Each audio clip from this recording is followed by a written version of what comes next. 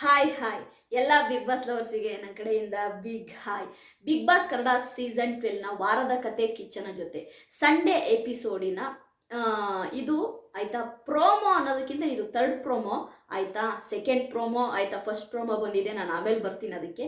ಈ ಥರ್ಡ್ ಪ್ರೋಮೋನ ನೋಡಿದಾಗ ನನಗೆ ಒಂದು ಅನಿಸಿದ್ದೇನು ಗೊತ್ತಾ, ನೋಡಿ, ಮನುಷ್ಯನಿಗೆ ಅಹಂಕಾರ ಇರಬೇಕು, ದುರಂಕಾರ ಇರಬಾರ್ದು. ಯಾಕೆ ಈ ಮಾತು ಹೇಳ್ತಿದ್ದೀನಿ ಅಂದರೆ, ಈ ಪ್ರೋಮೋದಲ್ಲಿ ಆಯ್ತಾ ನಮ್ಮ ಕಿಚ್ಚ ಸುದೀಪ್ ಸರ್ ಅವರು ಅನಿಮಲ್ಗಳ ಅಂದರೆ ಪ್ರಾಣಿಗಳ ಬೋರ್ಡನ್ನ ತರಿಸ್ಬಿಟ್ಟು ಈ ಒಂದು ಪ್ರಾಣಿ ಯಾರಿಗೆ ಶೂಟ್ ಆಗುತ್ತೆ ಅದಕ್ಕೆ ಒಂದು ಕಾರಣ, ಒಂದು ರೀಸನ್ ಕೊಟ್ಟು ಅವ್ರ ಕೊರಳಿಗೆ ಹಾಕಬೇಕು ಅಂತಾರೆ. ಕಾವ್ಯ ಹೇಳೋ ರೀತಿ ಆಯ್ತಾ, ಅಂದರೆ ಎಮ್ಮೆ ಚರ್ಮ ಗಿಲ್ಲಿ ನಟೊಂದು ಅಂತ ಕಾವ್ಯ ಹೇಳ್ತಾ ಇದ್ದಾರೆ. ನಾನು ಕಾವ್ಯಂಗೆ ಒಂದು ಮಾತು ಹೇಳೋಕ್ಕೆ ಇಷ್ಟಪಡ್ತೀನಿ. ಕಾವ್ಯ, ನೀ ತಿಳ್ಕೊಂಡಿರೋ ಹಿಂಗೆ ಗಿಲ್ಲಿ ನಟ ಎಮ್ಮೆ ಚರ್ಮ ಆದಷ್ಟು ಬಂಡು ಬಿದ್ದಿದ್ದಾನೆ ಅಂತಂದರೆ ನಾನು ಇದನ್ನು ಒಪ್ಪಲ್ಲ. ಗಿಲ್ಲಿ ನಟ ಎಮ್ಮೆ ಚರ್ಮದ ಥರ ಅಂತ ಅಂದರೆ ನಾನು ಇದನ್ನು ಒಪ್ಪೋದೇ ಇಲ್ಲ. You are wrong Kavya, you are totally wrong. ಯಾಕೆ ಅಂತ ಹೇಳ್ತೀನಿ ಕೇಳಿ. ಒಬ್ಬ ಕಾಮಿಡಿಯನ್ನು ಬಿಗ್ ಬಾಸ್ ಮನೆಯಲ್ಲಿ ಸುಮ್ಮನೆ ಆಯ್ತಾ ಏನೂ ಮಾಡ್ದಂಗೆ ನಾನು ಗೇಮ್ ಮಾಡ್ಕೊಂಡು ಸುಮ್ಮನೆ ಕೈ ಕಟ್ಕೊಂಡು ಇರ್ತೀನಿ ಅಂತಂದರೆ ಹೊರಗಡೆ ಇರೋ ಪ್ರೇಕ್ಷಕರು ಆಯ್ತಾ ಫೇಕ್ ಅಂತಾರೋ ಇಲ್ವೋ, ಇವನು ಹೊರಗೆ ನೋಡಿದರೆ ಹಂಗೆ ಎಂಟರ್ಟೈನ್ಮೆಂಟ್ ಮಾಡ್ತಾ ಇದ್ದ, ಅದೆಲ್ಲ ಸುಮ್ಮನೆ ಆಯ್ತಾ ಸ್ಕ್ರಿಪ್ಟ್ ಏನೋ, ಇವನು ಏನು ಬರಲ್ವೇರ, ಇವನು ಡಮ್ಮಿ ಪೀಸ್ ಏನೋ ಅಂತ ಅಂತಾರ ಇಲ್ವೋ ಪ್ರೇಕ್ಷಕರು. ನಾನೇ ಅಂತೀನಿ, ಏನು ಗುರು ಗಿಲ್ಲಿ ನಟ ನೋಡಿದ್ರೆ ಶೋಗಳಲ್ಲಿ ಏನು ಕಾಮಿಡಿ ಮೇಲೆ ಕಾಮಿಡಿ ಮಾಡೋನು, ಪಂಚ್ ಮೇಲೆ ಪಂಚ್ ಮಾಡೋನು, ನಾನೇನೋ ಗಿಲ್ಲಿ ನಟ ಇರೋದೇ ಹಿಂಗೆ ಆಯ್ತಾ, ಇವನು ಯಾವಾಗಲೂ ಫನ್ ಮಾಡ್ಕೊಂಡಿರ್ತಾನೆ, ತುಂಬ ಇನೋಸೆಂಟು ಅಂದ್ಕೊಂಡಿದ್ದೆ.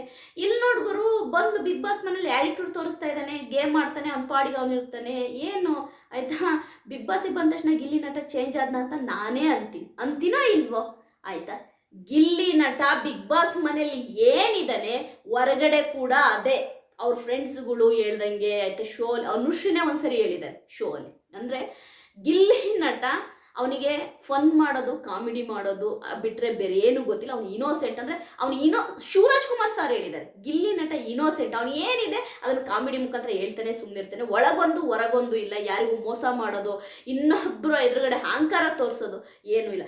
ಗಿಲ್ಲಿ ನಟಗಿರೋ ಫೇಮ್ ಏನಿದೆ ಖಂಡಿತವಾಗ್ಲೂ ಅವನು ಆ್ಯಟಿಟ್ಯೂಡ್ ತೋರಿಸೋದಾದ್ರೆ ನೆಕ್ಸ್ಟ್ ಲೆವೆಲಲ್ಲಿ ತೋರಿಸ್ಬೋದು. ಬಟ್ ಅವನು ಆ ಕಾಮಿಡಿಯನ್ನಾಗಿ ಬಂದಿದ್ದಾನೆ, ಆ ಕಾಮಿಡಿಯನ್ನಾಗೇ ಇದ್ದಾನೆ.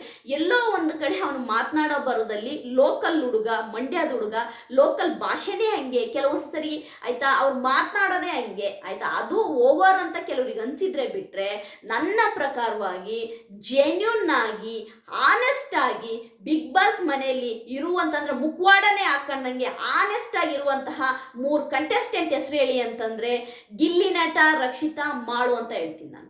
ಈ 3 ಜನ ನಮ್ಮ ಉತ್ತರ ಕರ್ನಾಟಕದ ಹುಡುಗ ಮಾಳು ಇದ್ದಾನಲ್ಲ, ನಾನು ನಿಜವಾಗ್ಲೂ ಹೇಳ್ತೇನೆ, ಮನಸ್ಪೂರ್ವಕವಾಗಿ ಹೇಳ್ತಾ ಇದ್ದೀನಿ, ನಾನು ನೋಡಿದ ಮಟ್ಟಿಗೆ ಆಯ್ತಾ ಮಾಳು ಆಯ್ತಾ ಏನೂ ಇಲ್ಲ, ಮಾಳು ತಲೆ ಏನು ಆಯ್ತಾ ಕಪಡ ಮೋಸ, ಈ ಗೇಮಿಗೋಸ್ಕರ ಇನ್ನೇನೋ ಅದು ಏನೂ ಇಲ್ಲ. ಆನೆಸ್ಟ್ ಹುಡುಗ ಏನು ಅನ್ಸುತ್ತೆ ಅದನ್ನು ಹೇಳ್ತಾನೆ, ಅವ್ನು ಕೆಲಸ ಮಾಡ್ತಾನೆ, ಗೇಮ್ ಮಾಡ್ತಾನೆ ಆಯ್ತಾ, ಅವ್ನು ಹೇಗಿದ್ದಾನೆ ಹಾಗೆ ಬಿಗ್ ಬಾಸ್ ಮನೇಲಿ ಇದ್ದಾನೆ. ನಾನು ಯಾಕೆ ಮಾಳು ಅಂದರೆ ನನಗೆ ತುಂಬ ಪ್ರೀತಿ ಅಂತಂದರೆ, ಮಾಳು ನಿಜವಾಗ್ಲೂ ಕೂಡ ಆಯ್ತಾ ತುಂಬಾ ಪಾಪ್ಯುಲಾರಿಟಿ ಇರುವಂಥ ಹುಡುಗ ಮಾಳು. ಬಟ್ ಅವನು ಬಿಗ್ ಬಾಸ್ ಮನೇಲಿ ಅವ್ನು ನಡ್ಕೊಳ್ಳುವ ರೀತಿ, ಆ ಸಂಸ್ಕಾರ ಇದೆಯಲ್ಲ ನಂಗೆ ತುಂಬ ಇಷ್ಟ. ಅದೇ ರೀತಿ ಗಿಲ್ಲಿ ನಟನೂ ಅಷ್ಟೇನೆ ಆಯ್ತಾ, ಹಳ್ಳಿಯಿಂದ ಬಂದಿರೋ ಹುಡುಗ, ಲೋಕಲ್ ಆಗಿರೋ ಹುಡುಗ ಆಯ್ತಾ, ನಾಟಕೀಯವಾಗಿ ಎಲ್ಲೂ ಇಲ್ಲ, ಅವ್ನು ಹೆಂಗಿದಾನೋ ಹಂಗೆ ತೋರಿಸ್ಕೊಳ್ತಾ ಇದ್ದಾನೆ. ಅದೇ ರೀತಿ ರಕ್ಷಿತಾ ಕೂಡ ಆಯ್ತಾ, ಅವಳಿಗೆ ಬೇಕಾದ್ರೆ ಸ್ಪಾನ್ಸರ್ ಮಾಡೋಕ್ಕೆ ಬಟ್ಟೆಗಳನ್ನ ಬೇಕಾದಷ್ಟು ನಾವು ಸ್ಪಾನ್ಸರ್ ಮಾಡ್ಬೋದು. ಬಟ್ ಅವಳು ಹೊರಗಡೆ ಏನು ಬಟ್ಟೆ ಹಾಕೊಂತಿದ್ಲು, ಒಳಗಡೆ ಕೂಡ ಅದೇ ಬಟ್ಟೆ ಹಾಕೊಂತಾಳೆ, ತುಂಬ ಚೆನ್ನಾಗಿ ವೆಲ್ ಡ್ರೆಸ್ ಆಗಿರ್ತಾಳೆ ರಕ್ಷಿತಾ. ಅದನ್ನು ನೋಡಿದಾಗ ನನಗೆ ಖುಷಿ ಆಗುತ್ತೆ ಆಯ್ತಾ. ಈ 3 ಜನ ಕೂಡ ಏನು ಕಪಟ ಮೋಸ ಇಲ್ದಂಗೆ ಮುಖವಾಡ ಹಾಕೊಂಡಂಗೆ ಇರೋ ಅಂಥವ್ರು ಈ 3 ಜನ. ಕಾವ್ಯ ಹೇಳೋ ರೀತಿ ಎಮ್ಮೆ ಚರ್ಮ ಗಿಲ್ಲಿ ನಟೊಂದು ಅಂದರೆ ನಾನು ಇದನ್ನು ಒಪ್ಕೊಳಲ್ಲ. ಯಾಕೆಂದರೆ ಕಾವ್ಯ ಓಕೆ, ನೀನು ಗೇಮ್ ಮಾಡ್ತಿದ್ಯಾ ಸೂಪರ್, ನಾನು ಅದ್ರ ಬಗ್ಗೆ ನಾನು ಮಾತೇ ಇಲ್ಲ. ಬಟ್ ನೀನು ಎಮ್ಮೆ ಚರ್ಮ ಅಂತೇಳಿ ಗಿಲ್ಲಿ ನಟು ಕೊಟ್ಟಿದ್ದು ನಾನು ಅಕ್ಸೆಪ್ಟ್ ಮಾಡ್ಕೊಂಡ. ಓಕೆ, ನೆಕ್ಸ್ಟು ಧ್ರುವಂತ್ ವಿಷಯಕ್ಕೆ ಬರ್ತೀವಿ ಆಯಿತಾ. ಧ್ರುವಂತ್ಗೆ ನಮ್ಮ ಮಾಳು ಮತ್ತು ನಮ್ಮ ಧನುಷ್ ಗೌಡ ಅವರೆಲ್ಲ ಈ ಬಿಗ್ ಬಾಸ್ ಮನೆಯ ಆಯಿತಾ ಕುತಂತ್ರಿ ಯಾರು ಅಂತಂದರೆ ಇದು ಧ್ರುವಂತೆ ಆಯ್ತಾ. ಧ್ರುವಂತ್ ಅಂದರೆ ಬಿಗ್ ಬಾಸ್ ಮನೆಯ ಕುತಂತ್ರಿ, ಅಂದರೆ ಆ ಕಡೆ ಈ ಕಡೆ ಕೇಳಿ, ಈ ಕಡೆ ಕೇಳಿ ಮನೆಯಲ್ಲಿ ಎಲ್ಲರ ಮನಸ್ಸುಗಳನ್ನ ಹಾಳು ಮಾಡ್ತಿರೋದು ಧ್ರುವಂತೆ ಅನ್ನೋದನ್ನ ಆಯ್ತಾ. ಅದನ್ನ ಧನುಷ್ ಗೌಡನೂ ಹೇಳ್ತಾರೆ, ಅದೇ ರೀತಿ ನಮ್ಮ ಮಾಳು ಹೇಳ್ತಾರೆ. ಮಾಳು ಅದನ್ನ ಕರೆಕ್ಟಾಗಿ ಹೇಳ್ತಾರೆ. ಅಂದರೆ ಧ್ರುವಂತ್ ಅವ್ರು ಹೇಗೆ ಅಂತಂದರೆ ಆಯ್ತಾ, ಇಲ್ಲಿ ಬಿಗ್ ಬಾಸ್ ಮನೆಯಲ್ಲಿ ಎಲ್ಲರ ತಲೆ ಕೆಡಿಸೋದು ಧ್ರುವಂತವ್ರೆ. ಅಂದರೆ ಎಲ್ಲರೂ ಚೆನ್ನಾಗೇ ಇರ್ತಾರೆ, ಬಟ್ ಎಲ್ಲರ ತಲೆಗೆ ಹುಳ ಬಿಟ್ಟು ತಲೆ ಕೆಡಿಸೋದು ಆಯ್ತಾ ಈ ಧ್ರುವಂತೆ ಅಂತೇಳಿ. ಆ ಚೇಣು ಅಂದರೆ ಧ್ರುವಂತ ಒಂಥರ ಬಿಗ್ ಬಾಸ್ ಮನೇಲಿ ಚೇಳಿದ್ದಂಗೆ, ಯಾವ ಕುಗ್ತಾರೋ ಗೊತ್ತಿಲ್ಲ, ಇವ್ರು ಒಂಥರ ಬಿಗ್ ಬಾಸ್ ಮನೆಯ ಕುತಂತ್ರಿ ಅನ್ನೋದಕ್ಕಿಂತ ಡೇಂಜರಸ್ ಪರ್ಸನ್ ಅನ್ನೋದನ್ನ ಹೇಳ್ತಾರೆ. ಆಗ ಬೋರ್ಡನ್ನ ಕೈಯಲ್ಲಿ ಇಟ್ಕೊಂಡಿರ್ತಾರೆ ಧ್ರುವಂತವ್ರು, ಸರಿಯಾ? ನಮ್ಮ ಸುದೀಪ್ ಸರ್ ಅವ್ರು ಹೇಳ್ತಾರೆ, ಧ್ರುವಂತ್ ಬೋರ್ಡನ್ನ ಕೈಗೆ ಹಿಡ್ಕೋಬೇಡಿ, ಎಲ್ಲರೂ ಕೊಳ್ಳಿಗೆ ಹಾಕೊಂಡಿದ್ದಾರೆ, ನೀವು ಕೂಡ ಕೊಳ್ಳಿಗೆ ಹಾಕೊಳ್ಳಿ ಅಂತ ಹೇಳ್ತಾರೆ.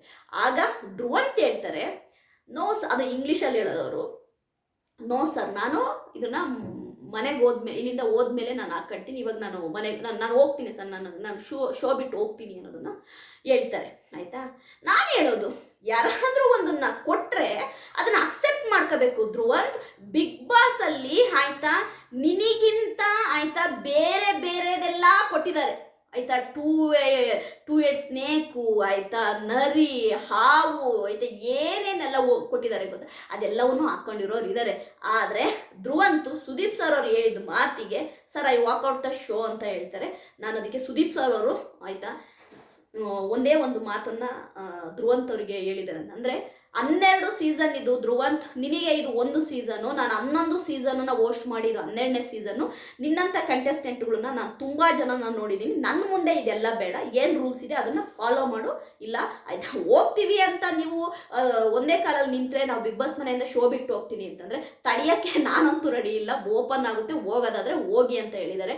ಅಂದರೆ ಧ್ರುವಂತ್ ಅವರು ಶೋ ಬಿಡ್ತಾರ ಅಂತ ನಾನು ಕೇಳಿದರೆ, ನನ್ನ ಪ್ರಕಾರವಾಗಿ ಒಂದಲ್ಲ ಒಂದು ಆಯ್ತಾ ವಿಚಾರಕ್ಕೆ ಧ್ರುವಂತು ಬಿಗ್ ಬಾಸ್ ಮನೆಯಿಂದ ಆಚೆ ಹೋಗ್ತಾರೆ. ಯಾಕೆಂದರೆ ಧ್ರುವಂತ್ ಬಗ್ಗೆ ನಮ್ಮೆಲ್ಲರಿಗಿಂತ ಚೆನ್ನಾಗಿ ಕಿಚ್ಚ ಸುದೀಪ್ ಸರ್ ಅವರಿಗೆ ತುಂಬ ಚೆನ್ನಾಗಿ ಗೊತ್ತು. ಯಾಕೆಂದರೆ ಧ್ರುವಂತ್ ಒಬ್ಬ ಕಪಟಿ, ಧ್ರುವಂತ್ ಒಬ್ಬ ಕುತಂತ್ರಿ, ಧ್ರುವಂತ್ ಒಬ್ಬ ಆಯ್ತಾ ಮುಖವಾಡ ಹಾಕ್ಕೊಂಡಿರೋ ಅಂಥ ಒಂದು ಆಯ್ತು ಹಾವು ಅಂತಲೇ ಹೇಳ್ತೀನಿ. ಯಾಕೆ ಅಂತಂದರೆ ನೀವು ನಂಬ್ತಿರೋ ಇಲ್ವೋ ಆಯ್ತಾ, ಮಲ್ಲಮ್ಮನ ಹತ್ರ ಚೆನ್ನಾಗಿದ್ದು ಮಲ್ಲಮ್ಮನ ಕಳಿಸಿದ ನಂತರ ರಕ್ಷಿತನ ಜೊತೆಲಿ ಇಟ್ಕೊಳಕ್ಕೆ ನೋಡಿದ್ರು, ಯಾವಾಗ ರಕ್ಷಿತ ಜೊತೆಲಿ ಇರಲಿಲ್ಲ, ಆಮೇಲೆ ಏನು ಮಾಡಿದ್ರು, ಅವಳನ್ನೇ ಆಯ್ತಾ ಫೇಕು ಅಂದರು. ಮತ್ತು ಅಶ್ವಿನಿ ಗೌಡ ಜಾನ್ವಿ ಹತ್ರ ಬಂದರು, ಅವ್ರ ಹತ್ರ ಒಂದೇ ವಾರಕ್ಕೆ ಅವ್ರು ಸರಿ ಇಲ್ಲ, ಅವ್ರು ಫೇಕು ಡಮ್ಮಿ ಅಂದರು.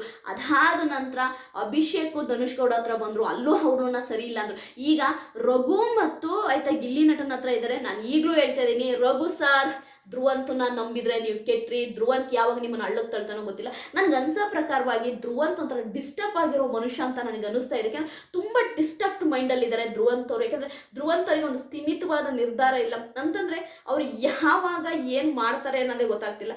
ಸುದೀಪ್ ಸರ್ ಎದುರುಗಡೆ ಅವರ ಗಾಂಚಲಿನ ತೋರಿಸಿದ್ರೆ, ಏನು ಇವರು ಧ್ರುವಂತ್ ಅವ್ರು ಹೇಳಿದಾರಲ್ವಾ ಟೀ ಗಾಂಚಲಿ ಅಂತ, ಆ ಟೀ ಗಾಂಚಲಿಗಿಂತ ಹೆಚ್ಚಾಗಿ ಸುದೀಪ್ ಸರ್ ಅವರು ಧ್ರುವಂತರಿಗೆ ಅವ್ರು ಹೇಳ್ತಾರೆ, ಅವ್ರಿಗೆ ಗೊತ್ತು ಸುದೀಪ್ ಸರ್ ಅವರಿಗೆ ಧ್ರುವಂತ್ ಅಂತವ್ರನ್ನ ಭಾರಿ ಜನ ನೋಡ್ಬಿಟ್ಟಿದ್ದಾರೆ. ಹೋಗಾದ್ರೆ ಹೋಗೋ ಗೇಟ್ ಓಪನ್ ಮಾಡ್ತೀವಿ, ಹೋಗ್ತಾ ಇರುವಂತರ ಅವ್ರಿಗೆ ಸಿಟ್ಟು ಹತ್ತಬೇಕು ಸುದೀಪ್ ಸರ್ ಅವರಿಗೆ. ಅವ್ರದ್ದು ಒಂದೇ ಮಾತು, ಡೋರ್ ಓಪನ್ ಆಗುತ್ತೆ, ಮುಚ್ಕೊಂಡು ಹೋಗು ಅಂತಾರೆ ಅಷ್ಟೇ. ಬಟ್ ಈ ವಾರ ಖಂಡಿತವಾಗ್ಲೂ ಧ್ರುವಂತನ್ನೇ ಕಳಿಸ್ಬಿಡ್ಲಿ ಬಿಗ್ ಬಾಸ್ ಅಂತ ನಾನು ಅಂದ್ಕೊಳ್ತಾ ಇದ್ದೀನಿ. ಯಾಕೆಂದರೆ ಧ್ರುವಂತು ಏನು ಗೊತ್ತಾ, ತೆರೆಮರೆಯಲ್ಲಿ ಆಟ ಆಡ್ತಿದ್ದಾರೆ. ತೆರೆಮರೆಯಲ್ಲಿ ಬಿಗ್ ಬಾಸ್ ಒಳಗಡೆ ಇರುವ ಕಂಟೆಸ್ಟೆಂಟ್ಗಳ ತಲೆಯಲ್ಲಿ ಆಯ್ತು ಅವ್ರ ಬಗ್ಗೆ ಇವರಿಗೆ ಹೇಳಿ, ಇವ್ರ ಬಗ್ಗೆ ಅವರಿಗೆ ಹೇಳಿ, ಮನೆಯಲ್ಲಿ ನಿಜವಾಗ್ಲೂ ಒಂದು ಒಳ್ಳೆ ವಾತಾವರಣನೇ ಕೂಡ ಕೆಡಿಸ್ತಾ ಇದ್ದಾರೆ. ಈ ಪ್ರೊಮೋ ನೋಡಿದಾಗ ಧ್ರುವಂತ್ಗೆ ಬರೀ ಗಾಂಚಲಿ ಅಷ್ಟೇ ಅಲ್ಲ ಇರೋದು, ಧ್ರುವಂತ್ ಏನು ಗೊತ್ತಾ, ನಾನೇ ಸೂಪರು, ನಾನೇ ಸುಪ್ರೀಮೋ ಅಂತ ಅಂದ್ಕೊಂಡಿದ್ದಾರೆ. ಅದು ಸುದೀಪ್ ಸರ್ ಅವ್ರ ಮುಂದೆ ಅದೆಲ್ಲ ನಡೆಯೋದೇ ಇಲ್ಲ. ಸುದೀಪ್ ಸರ್ ಅವ್ರಿಗೆ ಆಯ್ತಾ ಇಂಥ ಧ್ರುವಂತ್ ಅಂತವ್ರನ್ನ ತುಂಬ ಜನ ನೋಡಿದ್ದಾರೆ. ಧ್ರುವಂತ್ ಬಗ್ಗೆ ಸುದೀಪ್ ಸರ್ ಅವರು ಆಲ್ರೆಡಿ ಒಂದು ನೋಟ್ ಬರೆದಿಟ್ಟಿದ್ದಾರೆ, ಇವನು ಹಿಂಗೆ ಅನ್ನೋದು. ಸುದೀಪ್ ಸರ್ ಅವ್ರ ಮುಂದೆ ಧ್ರುವಂತಂದು ಏನು ನಡೆಯಲ್ಲ. ಈ ಪ್ರೋಮೋ ರಿವ್ಯೂ ನಿಮಗೆ ಇಷ್ಟ ಆದರೆ ಲೈಕ್ ಮಾಡಿ, ಸಬ್ಸ್ಕ್ರೈಬ್ ಮಾಡಿ. ಬಾಯ್.